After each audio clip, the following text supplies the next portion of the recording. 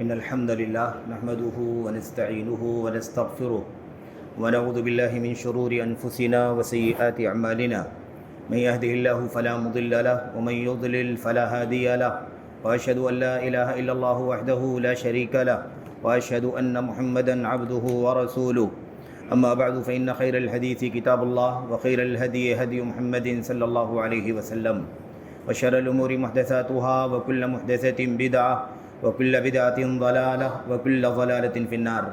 أعوذ بالله من الشيطان الرجيم. بسم الله الرحمن الرحيم. فكلا أخذنا بذنبه فمنهم من أرسلنا عليه حاصبا ومنهم من أخذته الصيحة ومنهم من خسفنا به الأرض ومنهم من أغرقنا وما ظلمهم الله ولكن كانوا أنفسهم يظلمون. وقال عز من قائل: وضرب الله مثلا قرية كانت آمنة مطمئنة يأتيها رزقها رغدا من كل مكان فكفرت بأنعم الله فأذاقها الله لباس الجوع والخوف بما كانوا يصنعون. وقال عز من قائل: وما أصابكم من مصيبة فبما كسبت أيديكم ويعفو عن كثير. وقال النبي صلى الله عليه وسلم: إذا ظهر الزنا والربا في قوم أو في قرية فقد أحلوا بأنفسهم عذاب الله. وقال النبي صلى الله عليه وسلم: ما يصيب عبدا نكبة فما فوقها أو دونها إلا بذنب وما يعفو الله به فهو أكثر أو كما قال النبي صلی اللہ علیہ وسلم. برادران اسلام، دینی اور ملی بھائیوں، نوجوان دوستوں، احباب اور بزرگوں، قابل احترام ماں اور بہنوں، عزیز بچوں، آج ہم میں سے ہر شخص اپنی اپنی جگہ پر انفرادی طور پر، اجتماعی طور پر یہ شکوہ کرتا ہوا دکھائی دے رہا ہے کہ ہم بڑی مصیبتوں میں ہیں، بڑی پریشانیوں میں ہیں، بڑی بڑی تباہیاں، بڑی بڑی آفتیں ہمیں گھیرے ہوئے ہیں. مختلف انداز کے شکوے، مختلف انداز کی شکایتیں ہماری اور آپ کی زبانوں سے جاری رہا کرتی ہیں. اور آج ہم اور آپ میڈیا کے دوش پر بھی ان تمام حالات کو اپنی آنکھوں سے دیکھتے ہیں جو دنیا میں رونما ہو رہے ہیں.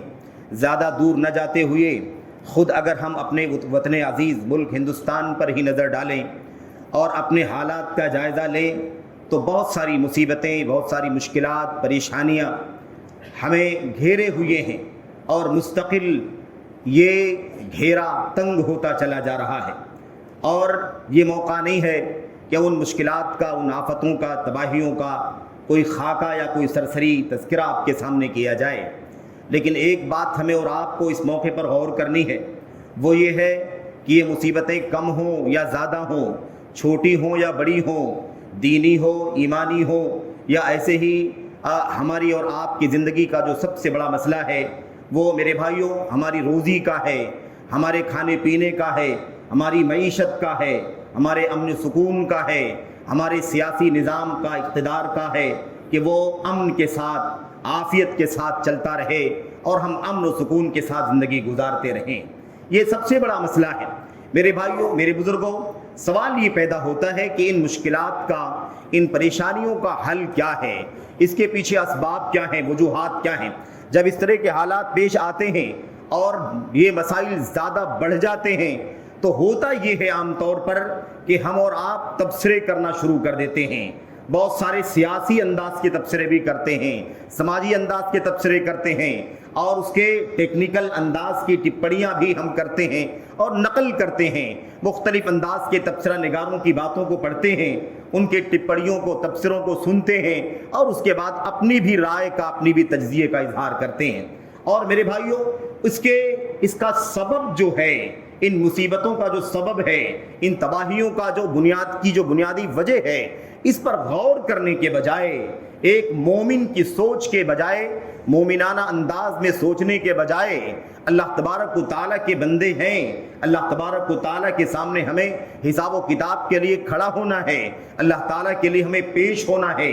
اس دنیا میں اللہ تبارک و تعالیٰ کی کتاب اور نبی کی سنت کے مطابق اور امت کے سلف کی سیرت کے مطابق جو زندگی گزارنی ہے، اس حوالے سے جو ہماری ذمہ داری بنتی ہے، اس تناظر میں سوچنے کے بجائے ہماری سوچ کا جو نقطہ ہوتا ہے، جو محور ہوتا ہے، وہ یہ ہوتا ہے کہ ہم اور آپ ٹیکنیکل اور سیاسی انداز میں سوچتے ہیں اور تجزیہ کر کے مطمئن ہو جاتے ہیں۔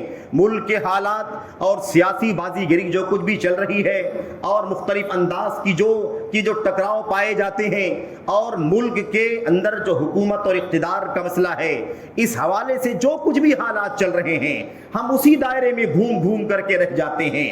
بدقسمتی یہ ہے کہ ہم اور آپ اس مسئلے کا حل اللہ کی کتاب سے تلاش نہیں کرتے، اس کی بنیادی وجہ جاننے کی کوشش نہیں کرتے کہ مصیبتیں کیوں آتی ہیں، تباہیاں کیوں آتی ہیں، پریشانیاں ہمارے اوپر، آپ کے اوپر، کسی کے اوپر بھی جو امن کے ساتھ زندگی گزار رہا ہو اور پیٹ بھر کے امن کے ساتھ کھاتا پیتا ہو، سکھ اور شانتی کی زندگی گزارتا ہو، اس کے حالات دیگر کیوں ہوتے ہیں، اس کے حالات میں تبدیلی کیوں ہوتی ہے؟ کوئی بھی بستی، کوئی بھی قوم، کوئی بھی شہر یا کوئی بھی ملک میرے بھائیوں کیوں امن و امان سے تبدیل ہو کر کے خوف میں، بد امنی میں چلا جاتا ہے؟ کیوں ان کے یہاں مال و اسباب کی فراہمی رہتی ہے اور اس کے بعد تبدیلی آ جاتی ہے، لوگ فقر و فاقہ اور محتاجگی کا راستہ کے در پر چلے جاتے ہیں؟ ایسے حالات کیوں پیدا ہوتے ہیں؟ اس کا صحیح جواب کیا ہے؟ اس کا صحیح حل کیا ہے؟ اس کی صحیح وجہ کیا ہے؟ اس پر ہم اور آپ غور نہیں کرتے ہیں۔ میرے بھائیو سارے مسائل کا حل ایک ہی ہے، اور وہ حل یہ ہے کہ ہم اور آپ اپنے کردار کا جائزہ لیں، اپنے گریبان میں جھانک کر کے دیکھیں، اپنے ایمان کا جائزہ لیں، اپنے عقیدے کا جائزہ لیں، اپنے عمل کا، اپنے سلوک کا، اللہ تبارک و تعالیٰ کی بندگی کا، اللہ کے حقوق کا، بندگان کے حقوق کا، زندگی میں حلال و حرام کا، جائز و ناجائز کا، میرے بھائیوں گناہوں کا، معصیات کا، اس حوالے سے ہم اپنے گریبان میں جھانک کر کے دیکھیں اور سوچیں کہ کیا ہم اس معیار پر اترتے ہیں، کیا اس پیمانے پر ہیں جس کی بنیاد پر اللہ تبارک و تعالیٰ کی طرف سے امن حاصل ہوگا، خوشحالی ملے گی، سعادت کی زندگی حاصل ہوگی اور انسان کی ساری مصیبتیں، ساری پریشانیاں ختم ہو جائیں گی؟ کیا ہم اس طرح کے حالات سے، اس طرح کے ماحول میں ہیں، یا واقعی کوتاہیاں ہیں، واقعی بہت سارے معاصی اور گناہ میں ہم مبتلا ہیں؟ ہمیں اس پر غور کرنے کی سب سے بڑی ضرورت ہے، اور یہی وہ بنیادی وجہ ہے جس کی وجہ سے ہم اور آپ میرے بھائیوں، ہم سیاسی انداز کی سوچ تو سوچتے ہیں لیکن ہم اس نقطے پر نہیں آتے ہیں۔ ہمارا ذہن دینی ہونا چاہیے، ہماری سوچ اسلامی ہونی چاہیے، ہمارا انداز سوچنے کا مومنانہ ہونا چاہیے۔ ایک مومن کی سوچ کیسی ہونی چاہیے؟ اس کا تعلق اللہ تبارک و تعالیٰ سے جڑا ہوا ہے۔ دنیا میں جو بھی رابطے ہیں، تعلقات ہیں اور میرے بھائیوں ربط ضبط ہے، ان سب سے اوپر ربط و ضبط یہ ہے کہ ہمارا خالق و مالک ہے، ہمارا معبود حقیقی ہے، ہم اس کے بندے ہیں، غلام ہیں، وہ ہمیں دیکھ رہا ہے، ہمارے ایمان کو دیکھ رہا ہے، ہمارے عمل کو دیکھ رہا ہے، ہمارے معاصی اور گناہوں کو دیکھ رہا ہے، ہماری بغاوتوں کو، سرتابیوں کو دیکھ رہا ہے، ہمارے اعراض کو دیکھ رہا ہے، ہم کس طرح سے اللہ تبارک و تعالیٰ کو ناراض کر رہے ہیں، یہ ساری چیزیں اللہ تبارک و تعالیٰ دیکھ رہا ہے۔ تو بھلا کیا ہم اللہ تبارک و تعالیٰ کو ناراض کر کے، ناخوش کر کے، اسے غضب دلا کر کے کیا سکون کی زندگی پا سکتے ہیں؟ کیا اپنی مصیبتوں کو ختم کر سکتے ہیں؟ کیا تباہیوں سے بچ سکتے ہیں؟ ہمیں اس انداز کے سوچنے کی ضرورت ہے۔ میرے بھائیوں ہم نے چند آیتیں آپ کے سامنے پڑھی ہیں اور نبی کریم صلی اللہ علیہ وسلم کی کچھ حدیثیں بھی ہیں، بہت ساری باتیں ہیں اس حوالے سے۔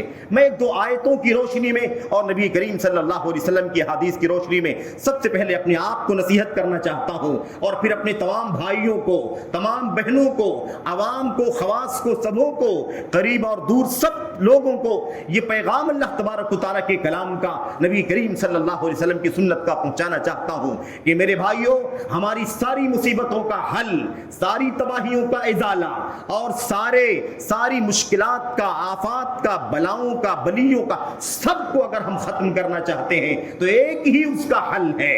وہ حل یہ ہے کہ ہم اپنے رب کو، اپنے مالک کو راضی کرنے کی کوشش کریں۔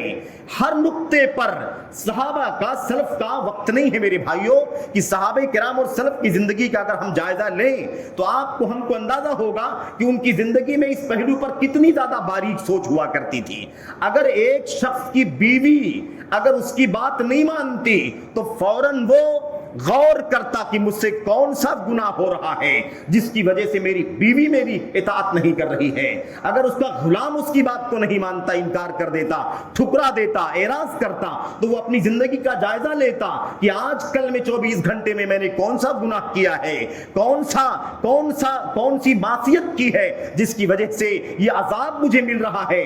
کیونکہ میرے بھائیو یہ امن کے خلاف ہے. آدمی کی بات نہ سنی جائے, آدمی ذمہ دار ہو, آدمی مسئول ہو اور اپنے ماتحتوں کے معاملے میں بھی اسے پریشانیوں کا سامنا کرنا پڑ رہا ہو. تو آدمی سوچتا تھا سلف کے زمانے میں کہ کون سا گناہ مجھ سے ہو گیا ہے کہ میرا بچہ میری بات نہیں مانتا. اگر غلام نہیں مانتا تو سوچتا کہ غلام میری بات کیوں نہیں مانتا. یہاں نہیں, اتنا ہی نہیں, بلکہ اگر اس کی سواری بدک جاتی, اپنی سواری پر بیٹھنا چاہتا, اونٹنی پر, گھوڑے پر, خچر پر, اور اگر وہ اس اطمینان کے ساتھ, سکون کے ساتھ اسے بیٹھنے نہیں دیتا, وہ سواری بیٹھنے نہیں دیتی جانور, بلکہ وہ بدک جاتی یا مثال کے طور پر اسے گرا دیتی یا اس کا سامان لادنے نہیں دیتی, تو اتنے مسئلے پر بھی وہ غور کرتا کہ مجھ سے کون سا گناہ ہو رہا ہے جس کی وجہ سے میری یہ سواری یا میرا یہ جانور میری ماتحتی کے لیے راضی نہیں ہے. کون سی معصیت میں نے کی ہے جس کی سزا مجھے اللہ تبارک و تعالیٰ دے رہا ہے. تو آپ اس سے دو باتوں کا اندازہ لگائیے. ایک بات تو یہ کہ صحابہ کی سلف کی فکر کتنی ہوا کرتی تھی, اور دوسری بات یہ کہ وہ امن کا معنی کتنا باریک سمجھا کرتے تھے. کتنا باریک معنی تھا امن کا, سکون کا, عافیت کا. میرے بھائیوں, آئیے اللہ تبارک و تعالیٰ کے کلام کی ان آیتوں کا تذکرہ کریں. اللہ تبارک و تعالیٰ فرماتا ہے پچھلی امتوں کے حوالے سے بھی, فَكُلًّا أَخَذْنَا بِذَنبِهِ, جتنی بھی قوموں کو ہم نے ہلاک کیا ہے, جتنی بھی قوموں کو ہم نے ہلاک کیا ہے, قوم ہود ہو, سمود ہو, ایسے ہی میرے بھائیوں قوم شعیب ہو, فرعون ہے, حامان ہے, قارون, ساری کی ساری قومیں, ساری کی ساری بستیاں, ان کی ہلاکت کے بارے میں اللہ فرماتا ہے فَكُلًّا أَخَذْنَا بِذَنبِهِ, ہم نے ہر ایک کو جو پکڑا اس کے گناہ کی وجہ سے پکڑا. ہر قوم کو, ہر بستی کو, ہر فرد کو, ہر بادشاہ کو جس کی بھی ہلاکت کی تاریخ ہمارے سامنے آتی ہے, اللہ فرماتا ہے کلن, سب کے ساتھ معاملہ یہی تھا, بِذَنبِهِ, اس کے گناہ کی وجہ سے ہم نے اسے پکڑا. فَمِنْهُمْ مَنْ أَرْسَلْنَا عَلَيْهِ حَاصِبًا, کسی کے اوپر ہم نے پتھروں کی, کنکریوں کی بارش کر دی. وَمِنْهُمْ مَنْ أَخَذَتْهُ الصَّيْحَةُ, اور کسی کے اوپر ہم نے یہ عذاب بھیجا کہ بہت تیز چیخ آواز ان کے اوپر آئی اور ان کے کلیجے پھٹ گئے اور وہ جگہ پر ہی موت کے گھاٹ اتر گئے. وَمِنْهُمْ مَنْ خَسَفْنَا بِهِ الْأَرْضِ, ایسے بھی ہم نے عذاب دیے کچھ لوگوں کو کہ ہم نے زمین میں ایسے ہی دھسا دیا. وَمِنْهُمْ مَنْ أَغْرَقْنَا, اور ہم نے کسی کو یہ عذاب دیا کہ ہم نے ڈبا دیا, طوفان میں غرقاب کر دیا. اللہ تبارک و تعالیٰ نے یہ فرمایا کہ یہ انداز رہا ہے عذاب دینے کا, یہ انداز رہا ہے مصیبتیں اتارنے کا, بھیجنے کا. ہر ایک کو یہ سزا اسی لیے ملی ہے کیونکہ اس نے گناہ کیا, اس نے معصیت کی, اللہ تبارک و تعالیٰ کو ناراض کر دیا, اس کی سزا اسے ملی ہے. اللہ تبارک و تعالیٰ فرماتا ہے وَمَا ظَلَمَهُمُ اللَّهُ, یاد رکھو ان بستیوں پر اللہ تعالیٰ نے کوئی ظلم نہیں کیا ہے. اللہ نے کوئی ظلم نہیں کیا.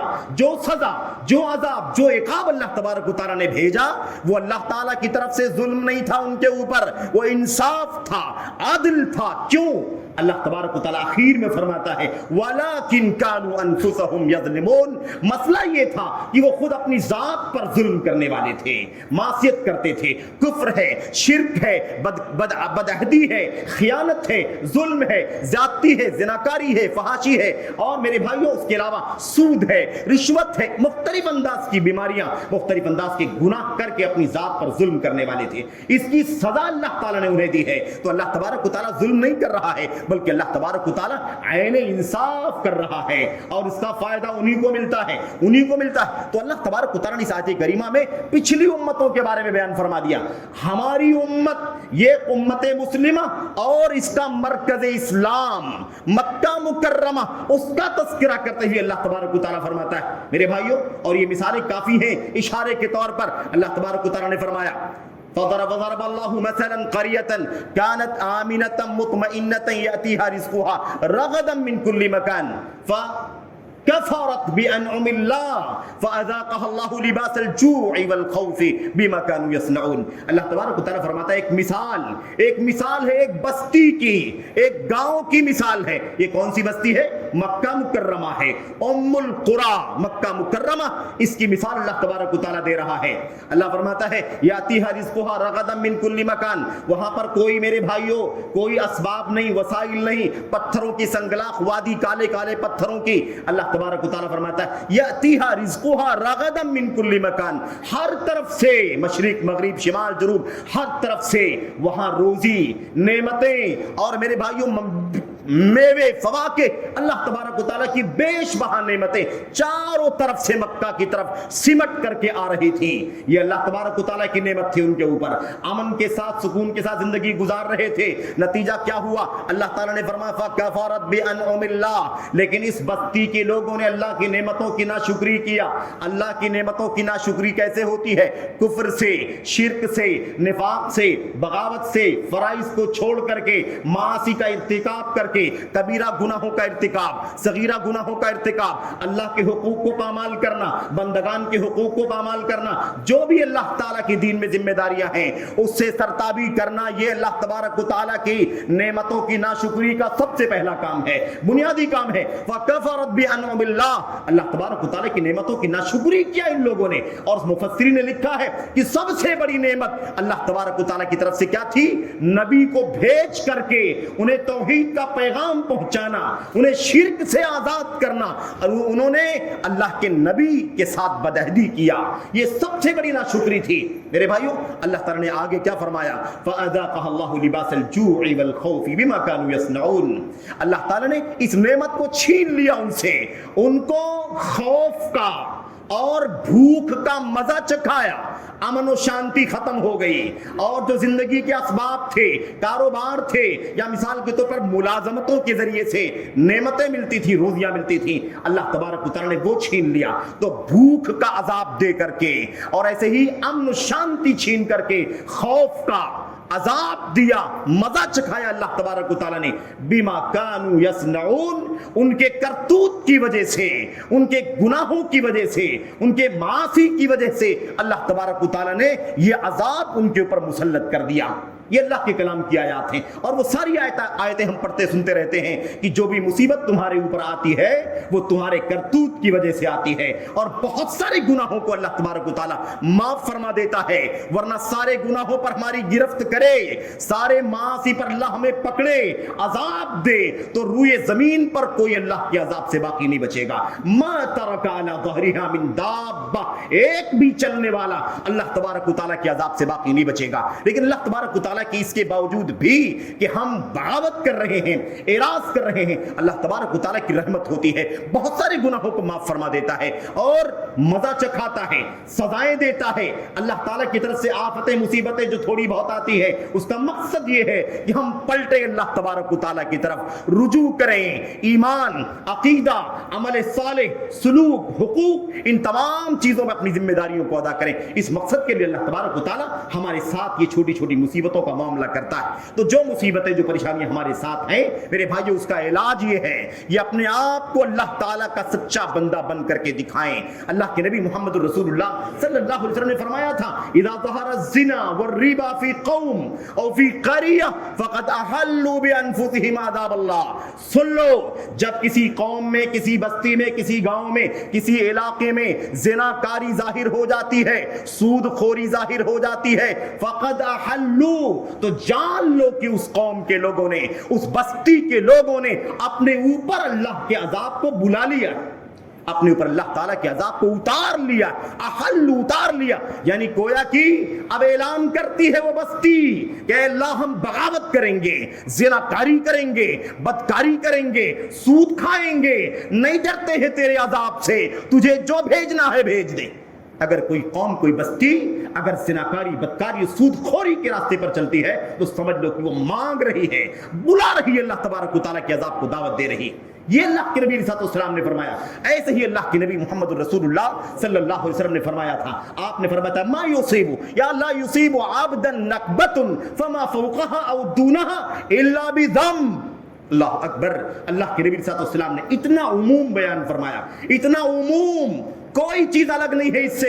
فرماتے ہیں جس کسی بندے کو کوئی تباہی لگتی ہے، کوئی مصیبت آتی ہے، کوئی پریشانی، کوئی مشکل میں، کسی مشکل میں وہ گرفتار ہوتا ہے، فما فوقہا، کسی مصیبت بڑی ہو وہ یا چھوٹی مصیبت ہو یا درمیانی انداز کی ہو، اللہ تبارک و تعالیٰ، اللہ کے نبی فرماتے ہیں الا بذنب، اس کی وجہ یہ ہے کہ وہ گنہگار ہے۔ गुनाह की वजह से सारी मुसीबतें, बड़ी मुसीबत, छोटी मुसीबत, आम हालात में आने वाली परेशानियां, हत्ता कि कांटा भी अगर पैर में हमारे आपके चुभता है तो वो भी अल्लाह तबारक व तआला की मासियत की वजह से, गुनाह की वजह से चुभता है। और अगर हम अपने आप को गुनाह से बचा ले तो इंशाअल्लाह तबारक व तआला वो कांटा नहीं चुभेगा। और अगर नेकी के साथ, अमल सालिह के साथ, तक़वे के साथ कांटा चुभता है तो अल्लाह तबारक व तआला उस कांटे के बदले में बंदे के दर्जात बुलंद फरमा देता है, उसके गुनाहों को माफ फरमा करके उसके दर्जात बुलंद फरमा देता है। तो मेरे भाइयों, गुनाह का मसला, मासियत का मसला अपनी जात में देखो, अपने घर में देखो, अपनी गली में देखो, पड़ोस में देखो, शहर में देखो, मुल्क में देखो और सारी दुनिया के चप्पे चप्पे में देखो, ये मासी, ये गुनाह, ये मेरे भाइयों अल्लाह तबारक व तआला से बगावत, अल्लाह तबारक व तआला को नाराज करने का काम सुबह शाम चल रहा है। किस मदद की उम्मीद लगाए बैठे हैं, कैसे मुसीबतें खत्म होंगी, कैसे परेशानियां दूर होंगी, ये तबसरे करना, ये टिप्पणियां करना, इसके हुकूमत के खिलाफ, इसके खिलाफ, उसके खिलाफ बातें करने से कोई मसला हल होने वाला नहीं है। मोमिन है, मुसलमान है, मुसलमान की सोच रखो, मोमिन है, मोमिनों की सोच रखो। हमारा रिश्ता यहां दुनिया में हम जिंदगी गुजारते हैं, लेकिन ये रिश्ता अल्लाह तबारक व तआला से है, क्योंकि वो हमारा मालिक है, हम उसके गुलाम हैं, उसके खिलाने से खाते हैं, उसके पिलाने से पीते हैं, उसके देने से पाते हैं, उसके छीनने से महरूम कर दिए जाते हैं, उसके देने से नेमत मिलती है, उसके देने से, उतारने से मुसीबत और अजाब आते हैं। हमारा काम ये होना चाहिए, हमने भी मुल्हिदों की तरह, दहरियों की तरह, बेदीनों की तरह, दुनिया परस्तों की तरह हमने भी वही दुनियादाराना टप्पड़ी करके, तबसरे करके अपने आप को तसल्ली देने का काम शुरू कर दिया है।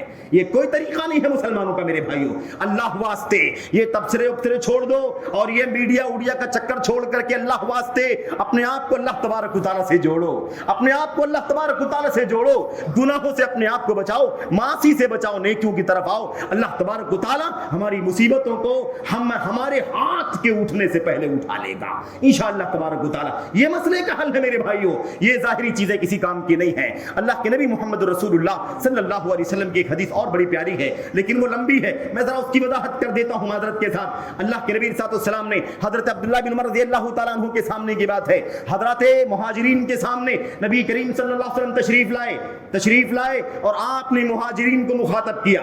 मुहाजिरीन को आप जानते हैं ना, अंसार जो खेती बाड़ी वाले थे, मुहाजिरीन जो मक्का से हिजरत करके आए थे और मक्का में खेती बाड़ी का नामो निशान भी नहीं है, न था ना है। और मेरे भाइयों, वो कारोबारी लोग थे, बिजनेसमैन लोग थे। उन मुहाजिरीन को मुखातब करके अल्लाह के नबी ने फरमाया, या माशरल मुहाजिरीन खम्सुन इज़्तुलीतुम बिहिन्ना व अऊज़ु बिल्लाहि अन तुदरिकुहुन्ना। ऐ मुहाजिरीन की जमात, 5 मुसीबतें, 5 गुनाह के काम हैं और उन 5 गुनाहों की वजह से कई सारी मुसीबतें तुम्हारे ऊपर उतरती हैं। इन 5 मुसीबतों से बच करके रहना। अगर इन 5 मुसीबतों में गिरफ्तार हुए तो 5 मुसीबतों के आने की वजह से मेरे भाई, 5 गुनाहों की वजह से बहुत सारी मुसीबतें जो तुम्हारे ऊपर आएंगी, अगर ये हाल तुम्हारा हो गया फला खैर फीकुम, तो फिर कोई भलाई बाकी नहीं बचेगी, फिर तो मुसीबत की जद में आ जाओगे, आफतों में डूब जाओगे। उसके बाद अल्लाह के नबी ने 5 गुनाहों का तज़किरा फरमाया और उसके नतीजे में कई एक मुसीबतें आती, उसका तज़किरा फरमाया। मैं जल्दी जल्दी आपके सामने इशारा कर देता हूं। नंबर 1, पहली बात अल्लाह के नबी ने फरमाया, लम तज़हरिल फाहिशतु फी कौमिन हत्ता युलिनु बिहा इल्ला फशा फीहिम अत्ताउन वल औजाउ अल्लती लम तकुन मदद फी असलाफिहिम अल्लज़ीना मदू। अल्लाह के नबी ने फरमाया, जिस किसी बस्ती में, जिस किसी इलाके में फहाशी जाहिर हो जाती है, फहाशी बेहयाई यानी ज़िनाकारी, बदकारी, बेपर्दगी, अनारकी जिस किसी बस्ती में जाहिर हो जाती है और इतना बढ़ जाती है कि लोग आलानिया करना शुरू कर देते हैं, चोरी छुपे नहीं, शर्मा के नहीं, पूरी बेहयाई के साथ, पूरी दिलेरी के साथ, बेपर्दगी, बेहयाई, जिनाकारी, बदकारी, इश्क, मुआशका जिस किसी बस्ती में खुले आम होने लगता है, ये गुनाह है कि नहीं गुनाह? समाज पूरा इसकी लपेट में है कि नहीं है मेरे भाइयों? इस गुनाह की लपेट में पूरा समाज है कि नहीं? पूरा मुल्क, पूरी दुनिया कमोबेश है कि नहीं है? अल्लाह के नबी सल्लल्लाहु अलैहि वसल्लम ने फरमाया, इस गुनाह की सजा क्या है? इस गुनाह की आफत तुम्हारे ऊपर क्या आएगी? आपने फरमाया, इल्ला फशा फीहिम अत्ताउन, ऐसी बस्ती के ऊपर ताउन की वबा आएगी। अत्ताउन, ताउन की वबा इनके ऊपर फैल जाएगी, इनके बीच में जैसे वो बेहयाई फैली हुई है ना, ऐसे ताउन फैल जाएगा। والاوجاع التي لم تكن مضت في اسلافهم، اور ایسی ایسی جان لینے والی بیماریاں، ہلاک کرنے والی بیماریاں جنم لیں گی جس کی مثال ماضی میں کسی نے نہیں سنا ہوگا۔ ایڈز کا نام سنا؟ ہمارے بزرگ بیٹھے ہوئے 50 60 70 سال 75 سال 80 سال کی عمر کے لوگ ہیں، کوئی بتائے کہ ہاں ہمارے زمانے میں ایڈز کی بیماری پھیلی ہوئی تھی؟ نام و نشان نہیں ملے گا۔ کینسر، شوگر، یہ ساری بیماریاں کیسی ہیں؟ الاوجاع التي لم تكن مضت في اسلافهم، ایسی جان لینے والی بیماریاں، امن و سکون غارت کر دینے والی بیماریاں جس کی مثالیں ہمیں اپنے اسلاف میں نہیں ملیں گی۔ یہ سزا ہے اس بے حیائی، بے پردگی، زناکاری، بدکاری، فحاشی، اس کا انجام ہے میرے بھائیوں۔ ایسے ہی میرے بھائیوں اللہ کے نبی محمد رسول اللہ صلی اللہ علیہ وسلم نے 5 باتیں بیان فرمائی ہیں، اور ساری باتیں بیان کرو تو بات لمبی ہو جائے گی۔ اللہ کے نبی صلی اللہ علیہ وسلم نے فرمایا وَلَمْ يَنْقُصُوا الْمِكْيَالَ وَالْمِيزَانَ إِلَّا أُخِذُوا بِالسِّنِينِ وَشِدَّةِ الْمَوْنَ وَجَوْرِ السُّلْطَانِ عَلَيْهِ۔ اور میرے بھائیوں کیا ہے؟ ناپ تول میں جو قوم کمی کرتی ہے، ڈانڈیاں مارتی، خیانت کرتے ہیں وزن کے اندر، کانٹے کے اندر، ناپنے میں، تولنے میں، اور ناپ تول کا ہی وہاں تک محدود مت رہنا۔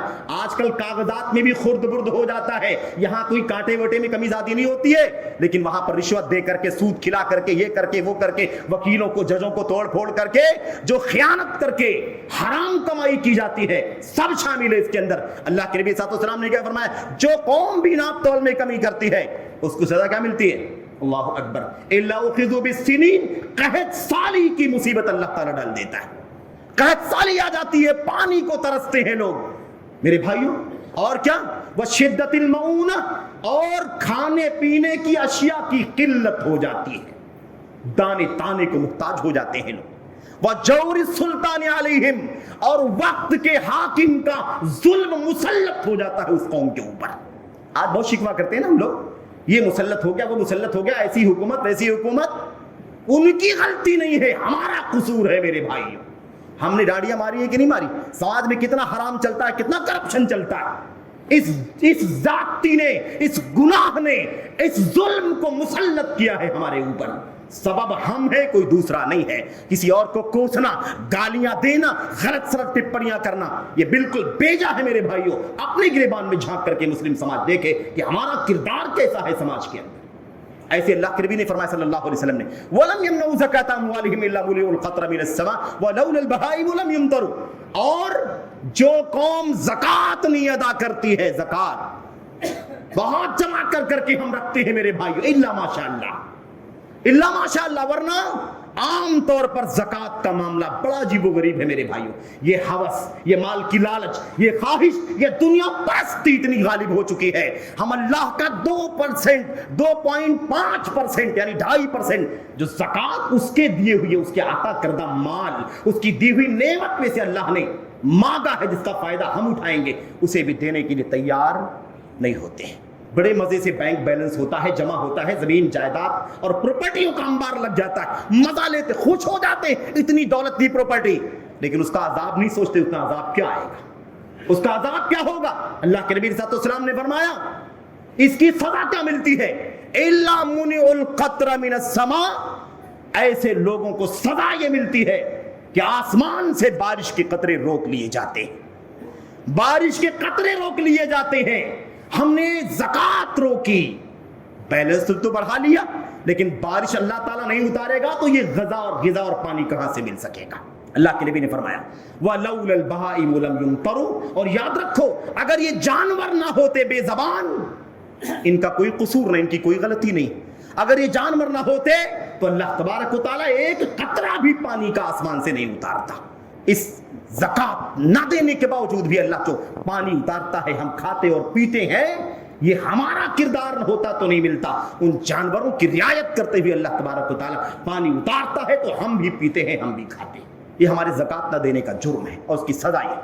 آخری بات، چوتھی بات اللہ کے نبی نے فرمایا صلی اللہ علیہ وسلم نے وَلَمْ يَنْقُضُوا عَهْدَ اللَّهِ وَعْهْدَ رَسُولِهِ إِلَّا سَلَّطَ اللَّهُ عَلَيْهِمْ عَدُوًّا مِنْ غَيْرِهِمْ فَأَخَذُوا بَعْضَ مَا فِي أَيْدِيهِمْ۔ اللہ کے نبی نے فرمایا اور جو کوئی قوم، جو کوئی بستی کے لوگ، اللہ اکبر، اللہ اور اس کے رسول سے کیے ہوئے وعدے کو، اللہ اور اس کے رسول سے کیے ہوئے معاہدے کو توڑ دیتے ہیں، اللہ کا معاہدہ، اللہ کا وعدہ، نبی سے معاہدہ جو کچھ ہوا ہے اس کو توڑ دیتے ہیں، اس گناہ کی سزا یہ ملتی ہے کہ اللہ تبارک و تعالیٰ اس بستی کے اوپر باہر کا دشمن مسلط کر دیتا ہے.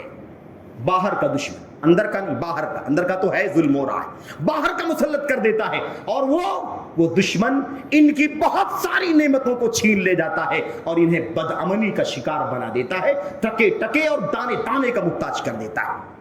یہ سزا ملتی ہے کس کی؟ اللہ اس کے رسول کے معاہدے کو توڑ دینے کی. آخری بات اللہ کے نبی نے فرمایا وَمَا لَمْ تَحْكُمْ أَئِمَّتُهُمْ بِكِتَابِ اللَّهِ وَيَتَخَيَّرُوا مِمَّا أَنزَلَ اللَّهُ إِلَّا جَعَلَ اللَّهُ بَأْسَهُمْ بَيْنَهُمْ. اور جو کوئی بستی، جو جہاں کہیں کے لوگ، جو لوگ بھی میرے بھائیوں جن کے ذمہ داران، جن کے پیشوا، جن کے علماء، جن کے مفتیان اللہ کی کتاب اور نبی کی سنت سے فیصلہ نہیں کرتے ہیں، اللہ تعالیٰ انہیں آپس میں لڑا دیتا ہے.